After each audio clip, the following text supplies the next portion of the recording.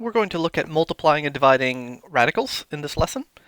And we're just going to start by looking at multiplying. So when we're multiplying radicals, we multiply the coefficients together, and we multiply the radicands together. For the radicands, they can only be multiplied together if the degrees are the same. So we can see in this first example, we have a degree of 3 and a degree of 3. So we can multiply those radicands together. So what are we going to end up with here? Well, the coefficients are 2 and 4. 2 times 4 gives us 8, multiplied by the cube root of, what are the radicands? 5 and 7. 5 times 7 gives us 35. So our first product is 8 times the cube root of 35. Let's look at our second example. 2 times the cube root of 5. 9 times the square root of 5. Now in this case, the indexes are not the same. So we cannot multiply the radicands together. We can still multiply these coefficients together, however. 2 times 9, that gives us a product of 18. Now, the radicands cannot be multiplied, but we can still list this as the cube root of 5 times the square root of 5. So note that there's no simplifying these two by combining them together because of those different index values. So those don't get simplified, we just write them separately, and then we multiply our coefficients, so we have the 18 out in front. Okay, third example. So this time we do have the indexes are the same. These are both cube roots. So we're going to multiply 3 times 4, which are the coefficients, to give us 12, times the cube root of 10 times 6, which is 60. Now, before we go further, we have to make sure that 60 does not simplify. So we can just do this to the side using our prime factorization. So 60 is the same thing as 6 times 10. 6 is 2 times 3. 10 is 5 times 2. Now, since we're dealing with a cube root, this can be simplified if one of our prime factors appears 3 times, however it only appears twice. So this is fully simplified. So our final answer would be 12 times the cube root of 60. Alright, first problem.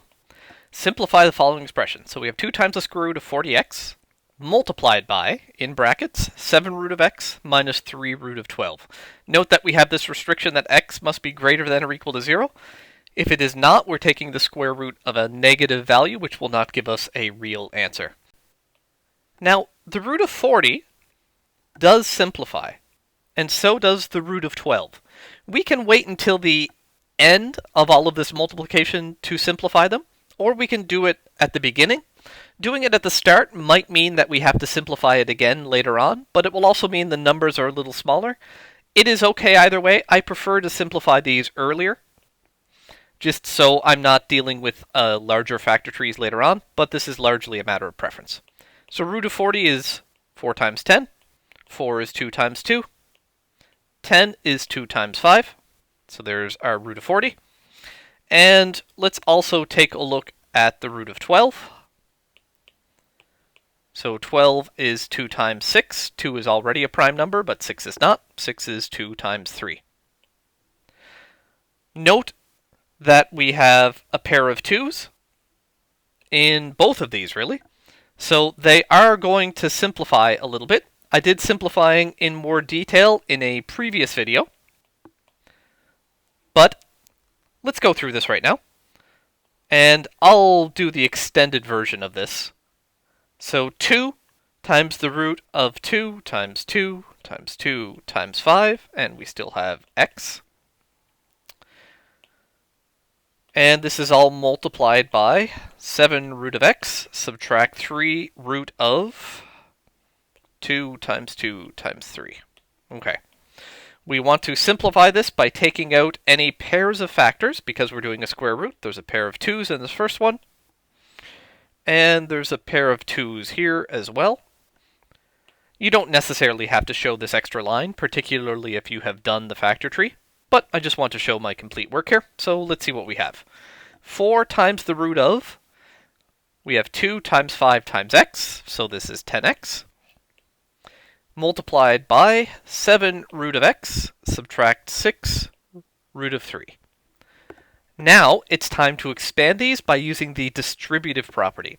So we're going to take 4 times the root of 10x and multiply it by 7 root of x. And then we're going to take 4 times the root of 10x and multiply it by negative 6 root of 3. So let's start with the two that I underlined in red. So 4 times 7, we're going to multiply the coefficients first. So 4 and 7. This gives us 28 times the root of. Now these have the same degree, so we can multiply the radicands. So 10x times x is 10x squared. And I'm just going to write this as 10 times x for the moment. Now we'll apply the distributive property to the blue portion. So we have 4 times a negative 6. That gives us a negative 24.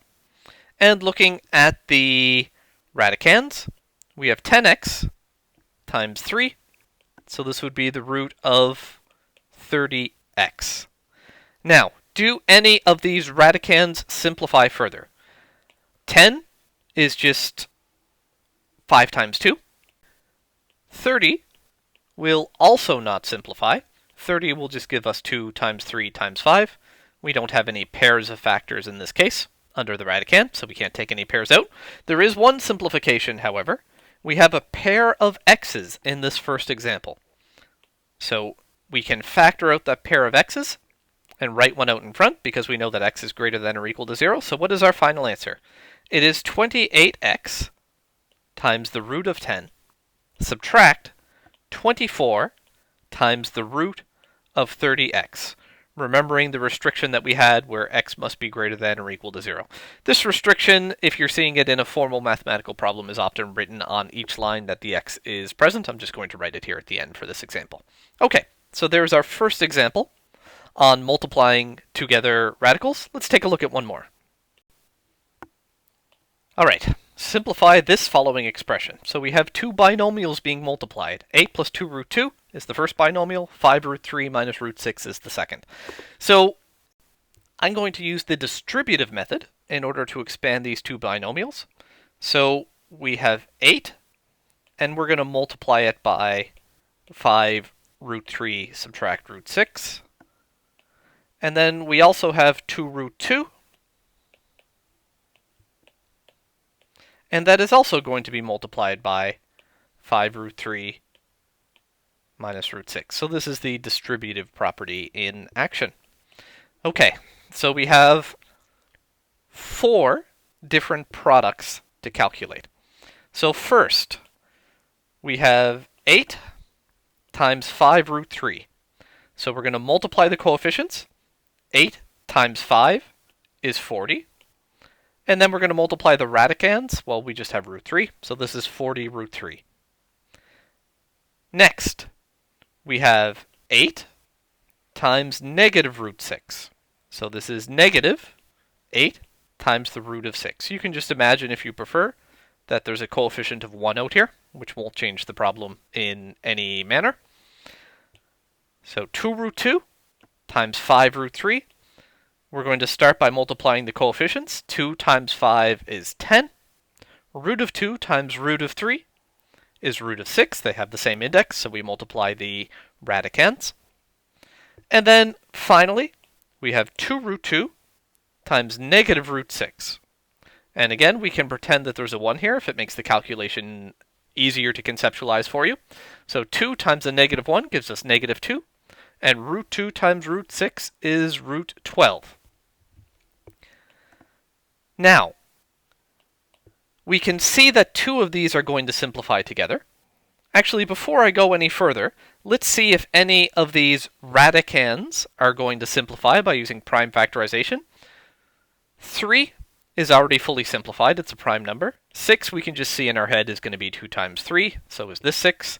12, however, will simplify. 12 is 3 times 4, which is 3 times 2 times 2. So from our prime factorization, we can tell that the root of 12 is equal to the root of 3 times 2 times 2. And given that we have a pair of 2's under the radical sign, we can take those out in front. So root of 12 is the same thing as 2 root of 3. So we have 40 root 3 minus 8 root 6 plus 10 root 6, and there was some simplification I could have done here as well, minus 2 times 2 root 3. Okay, let's start simplifying this problem now. Negative 8 root 6 plus 10 root 6. So we'll write our first one out here, 40 times the root of 3. These two, they have the same radicand, they have the same degree, so we add the coefficients. So we have a positive 10, we have a negative 8, so that is plus 2 times the root of 6.